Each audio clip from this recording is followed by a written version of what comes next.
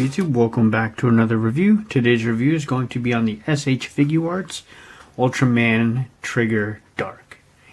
So if you guys saw my previous video, I did a review on the SH Figuarts Ultraman Trigger Multitype.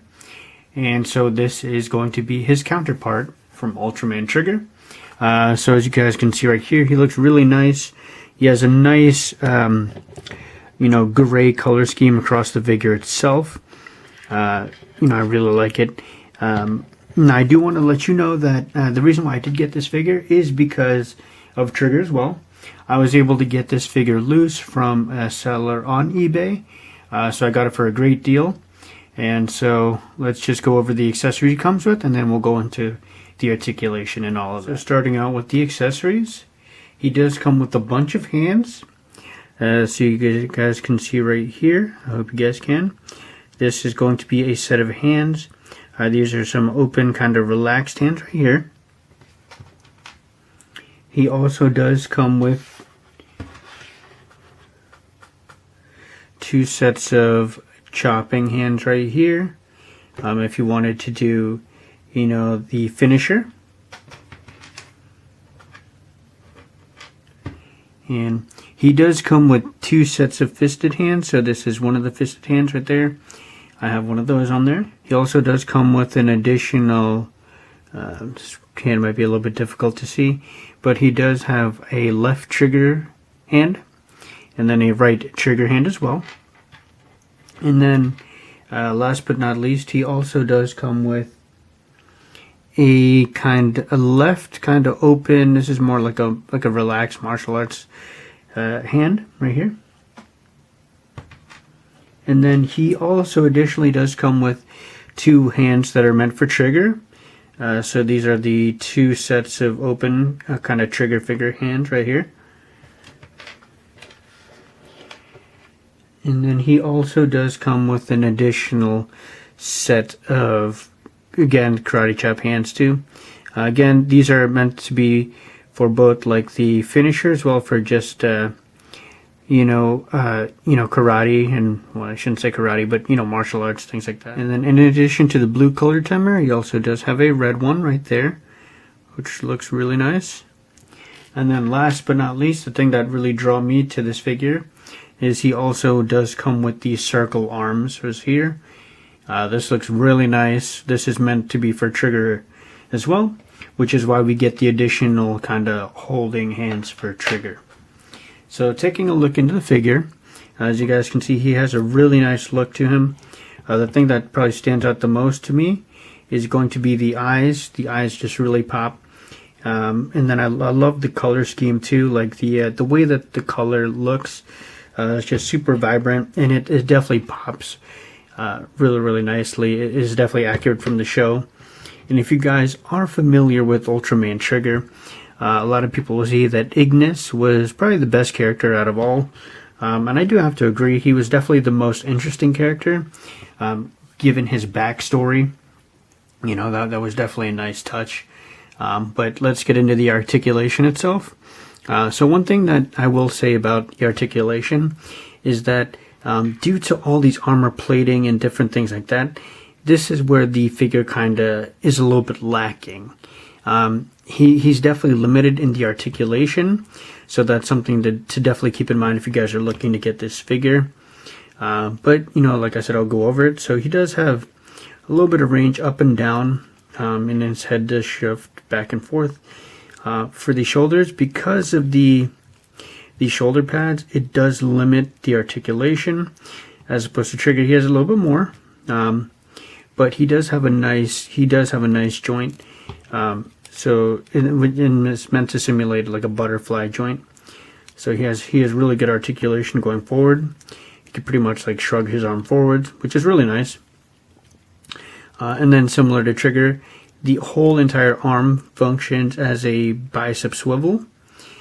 He does get a nice double jointed on the elbow, and I love the pattern with the the kind of elbow pad thing where it's sharp. Very nice touch. And then he does have the standard SHF ball jointed wrist.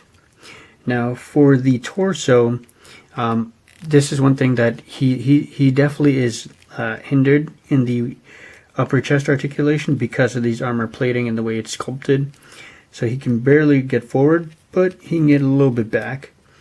And then same thing with the waist, right? Same thing, because of all these pieces, it does hinder the articulation going forward. So you won't really be able to lean him forward, but you can kind of lean him back a little bit, and that's, about as far as he'll go. And then similarly in the legs, you can see all these different thigh pieces and armor. So when it comes to the articulation going up, this part is a rubber piece. As you guys can see, it is pretty pliable, but it still does get in the way. So we're really able to get it pretty much up to here, and that's with me not even wanting to mess anything up or stress the plastic or whatever the case may be. So he is pretty limited on the leg articulation. He does have a thigh swivel, and then also because of the way these cuts are in the leg, he's not going to be able to kick sideways, which is a big it's a big shame, so to speak. And then for the leg, he does also have similar to Trigger. I want to say this is more of a 90-degree bend. And then lastly, he does have the articulation for the ankle. He does up, down, ankle pivot, and then the toe joint here. So ultimately, it is a shame that Trigger Dark, being as cool as he is so limited. But truth be told, I can definitely understand what, the way the armor pieces are meant to, the way they're sculpted. There's really not going to be much that we can do in terms of articulation. And then as a bonus, one other thing that I did want to also show you guys too, is that if you guys have the SH Figuarts Tiger Bunny Origami Cyclone, that figure does come with a red katana right here, and this katana actually fits perfectly into Trigger Dark's hand. So if you guys have seen it, the show, you'll definitely know where this is from. But if you don't, this is meant when he had his final battle with Hudram. I don't know if I said that weird, but Hudram. He had a red katana there. So when I saw that episode, I was like, oh man, I hope it works with the figure. And needless to say, it definitely does. So I thought that was a really great touch. And I'll also break out Trigger to show you guys what he looks like with the circle arms in. Alright, and that's how the two figures look side by side. As you guys can see, they look really nice with each other. It's definitely a nice contrast, and that's how both the circle arms as well as the katana accessory look like hand in hand. Now, I will say that with the circle arms, it is a little tricky trying to get the hand into there, especially with how just the weapon is designed. So just keep that in mind. I'd probably recommend heating the hand a little bit if you're looking to do that, especially now that it's getting a little bit colder. But nonetheless, I think these look really dope together, and I'm excited to get these guys in some photos. So ultimately, if you guys are looking for this figure, just keep in mind that this is going to be limited in the articulation, but the look and aesthetic wise, this figure is amazing. So with that being said, guys, let me know what you guys think. Thank you guys so much for watching. Take care. Peace.